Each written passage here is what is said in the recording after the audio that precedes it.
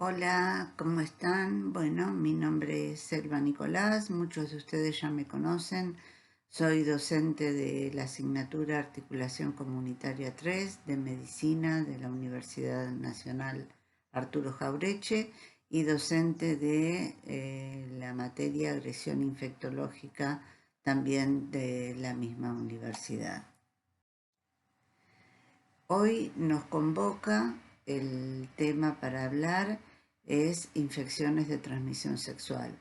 Lo primero que vamos a ver son los objetivos que debemos reconocer en el aprendizaje de estos nuevos saberes. Comenzamos un nuevo trayecto, un nuevo módulo y tenemos que saber claramente cuáles son los objetivos que nos queremos plantear. Lo primero es reconocer las infecciones de transmisión sexual más frecuentes en nuestro medio. Para ello debemos hacer una descripción epidemiológica de las infecciones, debemos identificarlas, debemos hacer una búsqueda utilizando diferentes herramientas, tenemos que tener claras cuáles pueden ser las medidas de prevención que podemos utilizar.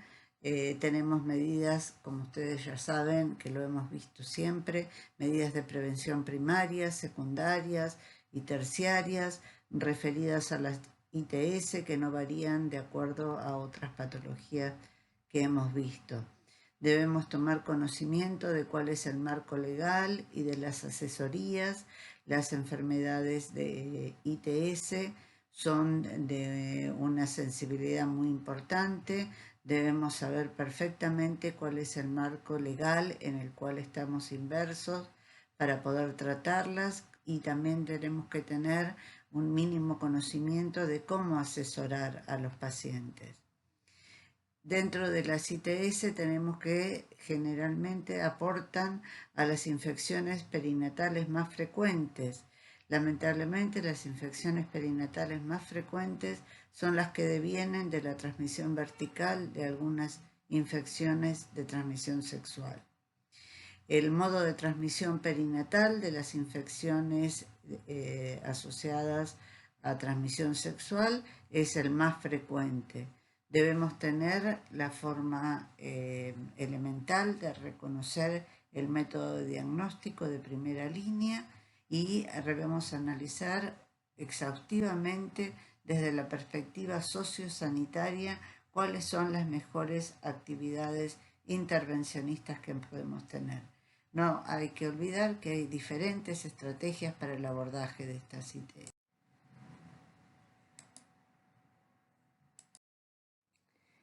Las infecciones de transmisión sexual tienen una importancia fundamental y estratégica dentro de lo que es la salud pública, debido a su alta prevalencia y a sus graves consecuencias, tales como infertilidad, transmisión vertical en el binomio madre-hijo, lesiones genitales y producción de enfermedades crónicas, por ejemplo.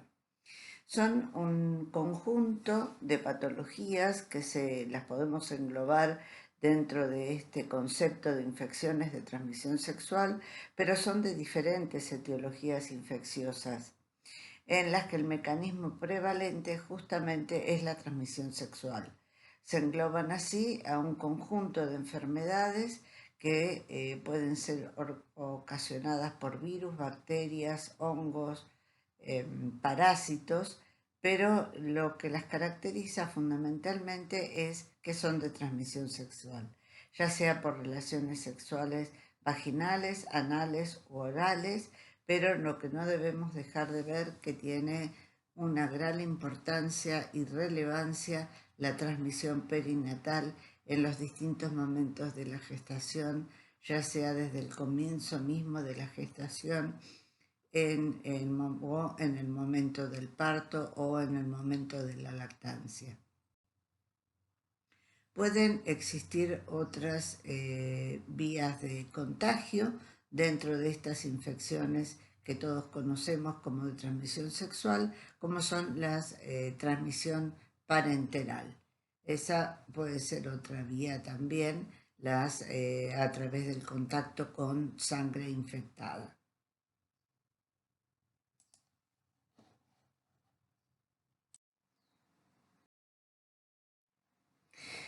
No, tenemos algunas maneras nosotros de recabar información acerca de las ITS. Tenemos varias herramientas que nos ofrecen los distintos ministerios, tanto nacionales como la OPS, como el CDC, donde podemos obtener boletines epidemiológicos, generalmente bastante actualizados. A pesar de la pandemia tenemos una actualización importante. Esta es la imagen del último boletín, que fue el número 37 del diciembre del año pasado, con algunas de las estimaciones respecto a las ITS más frecuentes, como son el VIH y la sífilis, dentro de su patología y su prevalencia. Tenemos alrededor de 136.000 personas estimativamente viviendo con VIH en el año 2019 en Argentina. El 17% de estas 136.000 personas desconoce su diagnóstico y del 67% de las personas que sí conocen su diagnóstico, es muy relevante que se atienden en el subsistema público de atención. 60.000 personas tenemos actualmente en tratamiento antirretroviral en lo que es el sistema público, a la cual se le provee en forma totalmente gratuita, tanto la atención como los controles periódicos, como la medicación antirretroviral. ¿Cuál es la situación de las ITS en Argentina? Tenemos un promedio que es muy bajo de notificación. Realmente se ha mejorado la notificación de estas ITS desde hace unos años, pero tenemos un déficit de notificación.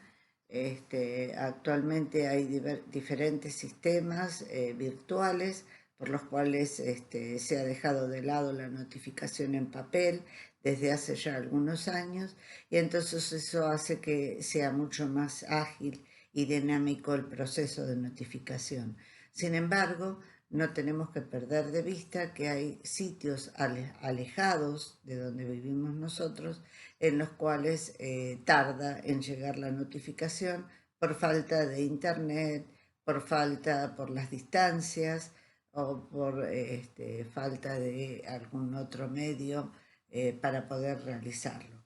Sin embargo, en promedio se notifican 4.800 casos nuevos de VIH por año. Por cada mujer se diagnostican 2,3 varones entre el 2017 y el 2019. Esto ha ido cambiando con el correr de los años. Cuando recién se inició la pandemia, allá por el año 80, la transmisión era de una mujer cada 5 a 7 varones. Hoy en día esto se va equiparando y fíjense que por cada mujer se diagnostican aproximadamente el doble de varones.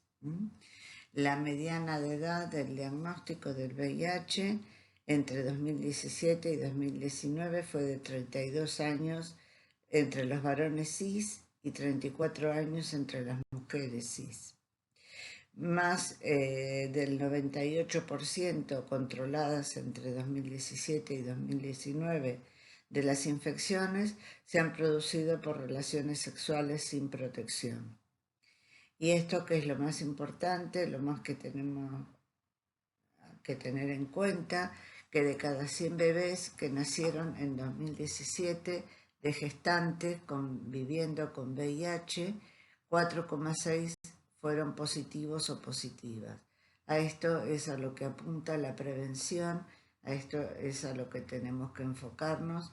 Es gente que nace positivamente y que va a vivir toda su vida con una enfermedad crónica, dependiendo siempre de las posibilidades de atención y debiendo tener, si bien hoy en día el VIH se ha transformado en una enfermedad crónica, es un bebé que deberá pensar en vivir medicado por el resto de su vida. 1,55 de cada 1000 nacidos vivos es la tasa de sífilis congénita del año 2019 y en cuanto hablando de la población general, 56,1 es la tasa de sífilis cada 100.000 habitantes en el año 2019. Lo que hemos podido ver durante los últimos años ha aumentado terriblemente el porcentaje de casos de sífilis diagnosticados. Cada día más de 1 millón de personas contraen una infección de transmisión sexual en el mundo, esto según los datos proporcionados por la Organización Mundial de la Salud del año 2019. En la Argentina, además de vigilarse sífilis y VIH, que son las dos ITS de vigilancia obligatoria y más frecuente en el Sistema Nacional de Vigilancia de la Salud, el SNVS, se registran otros eventos de transmisión sexual que también tienen una fuerte carga de morbilidad y secuelas para adolescentes, adultos y adultas, como son el resto de las ITS, ya sea infecciones supurativas o no supurativas, que son de denuncia obligatoria también. Y debemos recordar que las ITS pueden producir tanto infertilidad como embarazos ectópicos o infecciones perinatales como consecuencias muy graves. Un tema no menor es que las ITS afectan independientemente de la identidad de género u orientación sexual del individuo. Es muy importante la detección precoz de las ITS para poder así instaurar un tratamiento temprano y adecuado que va a poder prevenir secuelas posteriores. Es muy, muy importante, hablando de ITS, quizás, como ya lo dijimos, igual o más que en otras patologías, es fundamental la prevención primaria. Las actividades inherentes al proceso de consejería tienen un impacto muy favorable en la prevención primaria de VIH, pero también son importantes en otras ITS. Uno a veces como que se queda con lo macro, que es la infección por VIH, y olvidamos que existen las demás ITS que no son menores y que también producen secuelas importantes tanto en el adulto infectado como en cuanto a lo que es la transmisión vertical de estas ITS. Las ITS son, como ya dijimos, un conjunto de diferentes patologías asociadas entre sí a través de su mecanismo de transmisión, que es la vía sexual en forma general, pero están producidas algunas por bacterias, otras por virus, otras por parásitos. Las infecciones de transmisión sexual más frecuentes en nuestro país son la sífilis, VIH, gonorrea, clamidia, herpes, hepatitis B y C, virus de papiloma humano y tricomonas. Son enfermedades que son fácilmente prevenibles. La mejor prevención de estas patologías es el uso de preservativo, el sexo seguro y el evitar la gran cantidad de parejas sexuales. Si bien nosotros tenemos como de denuncia obligatoria sífilis y VIH desde hace varios años, gonorrea ha ido perdiendo entidad en cuanto a denuncia. Sin embargo, gonorrea y clamidia son dos patologías que pueden generar esterilidad, sobre todo femenina, y el herpes es una patología recurrente que es mejor prevenirla porque una vez que se ha instaurado en el individuo, el herpes puede quedar y cronificarse, tener recidivas, es una patología muy molesta, a veces incapacitante. Hepatitis B y C hay que tener en cuenta su diagnóstico, ya que hoy en día son tratables. Hepatitis C es absolutamente curable y tenemos vacuna tanto para la hepatitis B como para el virus del papiloma humano.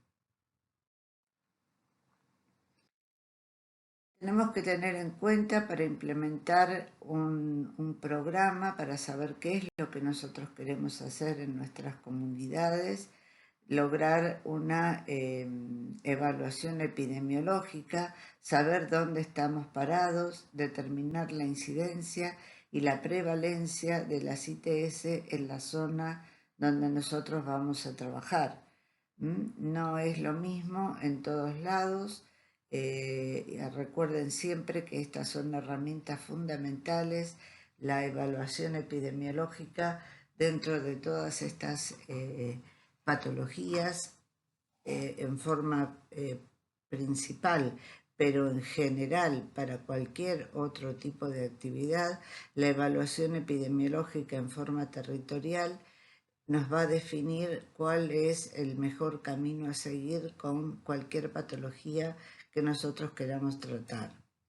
Nos va a ayudar a identificar tanto las poblaciones destinatarias como a priorizar el tipo de actividades fundamentales, identificar las ITS más frecuentes y así poder lograr una asignación de recursos adecuados a la comunidad en la cual vamos a estar trabajando. En cuanto a las clasificaciones de las ITS, hay varias. Las más simples son desde la clínica y desde lo microbiológico.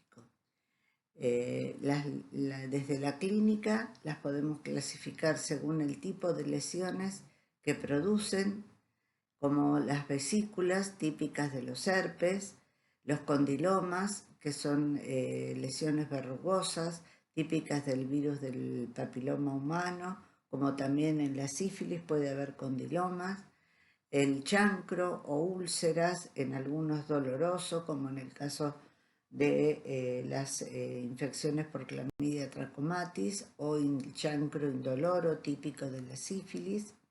Y hay otras enfermedades que producen flujo o secreción sola, como puede ser la gonococcea, pero hay otras como la Clamidia trachomatis o el tracoma o el linfogranuloma, el venéreo, que puede producir tanto lesiones ulcerosas como flujo y secreción. La EPI, que es la enfermedad pelviana inflamatoria típica de la clamidia, que es devastadora porque puede afectar tanto las trompas en la mujer como los ovarios. Generalmente puede terminar con un abdomen agudo y termina con esterilidad de la trompa afectada, y las hepatitis después y el VIH. Desde lo microbiológico tenemos bacterias, virus y parásitos. En este módulo yo les estoy hablando de las generalidades, desde un poco las actividades epidemiológicas y comunitarias, las intervenciones que podamos tener, pero no les voy a hablar específicamente de cada una de las ITS, dado que lo vemos en infectología. Sí les vamos a dejar, porque si no el video se hace larguísimo, les vamos a dejar un trabajo de cada una de las ITS con las cosas, los temas fundamentales de cada una, lo más elemental de cada una, para que ustedes sepan cuándo y cómo tomar alguna intervención primaria, secundaria o terciaria, y cuál es el mejor estudio indicado, cuál es el momento indicado para estudiar cada una de estas patologías. Con respecto al impacto de las ITS, siempre deben ser consideradas como una patología de mucha sensibilidad, se debe tratar adecuadamente. ya que mal manejada puede generar costos altísimos, como es, por ejemplo, el tener que tratar a una persona con VIH de por vida. Los costos de los medicamentos son altísimos y son tanto para el gobierno como para las distintas obras sociales. Y esto puede traer consecuencias nefastas para los individuos y las comunidades. En estos momentos, ustedes piensen que los tratamientos, por ejemplo, para el virus del VIH, son a veces con una pastilla por día, se soluciona, pero la persona va a tener que vivir hoy por hoy, hasta que aparezca alguna cura, en tratamiento crónico y permanente con ese medicamento, que a la larga le puede traer algún otro tipo de alteraciones no menores, desde lo hepático, renal, algún otro tipo de función. Por eso las ITS deben ser manejadas adecuadamente para disminuir de forma eficaz los costos y tratar de que genere las menores repercusiones posibles en los individuos y las comunidades. Van a variar en diferentes poblaciones, por supuesto, dependiendo de distintos factores sociales, biológicos, económicos y programáticos. De cada zona, cada región tiene su propio programa, cada zona tiene su propia realidad social. No es lo mismo tratar pacientes en el medio de la puna o en sitios alejadísimos donde la medicación no llega, o en el África donde la economía es pobrísima y donde están en este momento tratándose con los medicamentos que nosotros quizás en nuestro medio, ni hablar del primer mundo, pero nosotros en nuestro medio dejamos de utilizar hace quizás 10 años atrás. Entonces es muy, muy importante la variación de la población y saber dónde estamos parados para poder realizar un tratamiento adecuado y un seguimiento eficaz.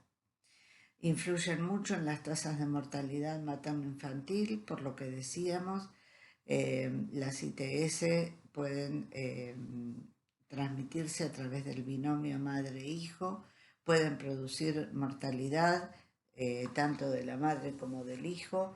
La sífilis contraída en el primer trimestre del embarazo puede generar mortinatos, o sea, abortos espontáneos, puede generar secuelas crónicas. Hay patologías como la clamidia, que puede causar infertilidad permanente, o embarazos ectópicos, porque al afectar, por ejemplo, la EPI, las trompas en la mujer, hace que el óvulo no caiga en el lugar apropiado y puede ocasionar, ser causa de embarazos ectópicos. Muchas de estas ITS, como el contraer hepatitis B intraútero o contraer una sífilis en algunos periodos del embarazo, puede ocasionar niños de bajo peso al nacer, al igual que otras infecciones de transmisión vertical que no sean ITS, ¿no? El Chagas puede producir niños de bajo peso al nacer y no es una enfermedad de transmisión sexual. O sea, nosotros en este contexto estamos hablando del impacto de las infecciones de transmisión sexual en el embarazo, pero recuerden que existen otras ITB o infecciones de transmisión vertical más allá de las infecciones de transmisión sexual, que no tratadas a tiempo pueden ocasionar daño permanente. Las ITS, recordar que no tratadas exponen a los individuos a riesgos muy graves, siendo mayor, obviamente, la posibilidad de la gravedad o de la morbilidad sin necesidad de llegar a la mortalidad en entornos donde el acceso a la salud es limitado y con un tratamiento ineficaz. En cuanto a la carga de enfermedad de las ITS, tienen un gran impacto en la salud de todos los individuos. Sin embargo, de muchas ITS la real carga de la enfermedad se desconoce debido a que muchas presentan falta de sintomatología durante largo tiempo, muchas de ellas, como es el caso del VIH. La sífilis puede pasar mucho tiempo hasta que aparezca alguna sintomatología evidente si uno no la busca, y ni hablar en las embarazadas, donde a veces tenemos una sífilis latente totalmente desapercibida. Por eso tan importante los rastreos durante la gestación en las embarazadas. Las ITS que se manejan en forma inadecuada generan un gran aumento tanto en los costos directos como indirectos, con amplia repercusión en toda la comunidad. Por eso es tan importante el logro de un acceso al diagnóstico precoz y oportuno, fundamentalmente de la embarazada, cual es el fin de evitar una ITB, o sea, las infecciones de transmisión vertical. Es un factor determinante para implementar medidas de prevención, con lo cual vamos a evitar niños expuestos a transmisión vertical, como en el caso de sífilis, VIH y hepatitis B. Como ya dijimos, tenemos distintas medidas de prevención: la prevención primaria con el uso de preservativos, la práctica del sexo seguro, la cantidad de parejas sexuales, las consejerías, la prevención secundaria, logrando un diagnóstico temprano y un tratamiento oportuno.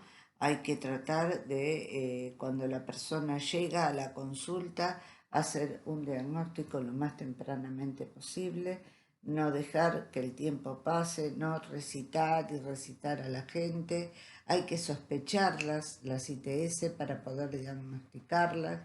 Es muy importante siempre tener presente algunas de las comorbilidades que presentan para poder llegar a hacer un diagnóstico temprano. El mejor tratamiento que se puede hacer es el tratamiento oportuno, más allá de que la droga sea la mejor o la última en existencia que le podamos dar.